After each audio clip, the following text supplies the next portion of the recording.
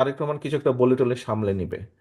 আচ্ছা ঠিক আছে, দলের মহাসচিব মির্জা আলমগীর উনি এটা বলে সামলে নিবে, ওনারা দেখবে। এই ছোটখাটো বিষয় এগুলা যদি কেউ কিছু করে, এগুলা কে নজরে দেয়? নো, এটা খুব ভুল ধারণা। দায়িত্ব আমার একার না, দায়িত্ব স্থায়ী কমিটির সদস্য সকলের একার না, দায়িত্ব আমাদের সকলের। এই দলকে রক্ষা করা, এই দলকে সামনে নিয়ে যাওয়ার, রক্ষা করার দায়িত্ব সকলের। আমি কেন্দ্রে আছি, আমি কেন্দ্র থেকে আমার দায়িত্ব পালন করব। আপনি উপজেলা লেভেল, জেলা লেভেল বা ইউনিয়ন লেভেলে আছেন, সেখানে আপনি একজন নেতা হিসাবে আছেন। আপনি যেই মূল দল সহ যেই অঙ্গ সহযোগী সংগঠনই হন না কেন, আপনাকে আপনার দায়িত্ব পালন করতে হবে। আপনারা নিশ্চয়ই শুনেছেন, খেয়াল আছে অনেকেরই, আমি কিছুদিন আগে বলেছি, জনগণের সঙ্গে থাকুন, জনগণকে সঙ্গে রাখুন।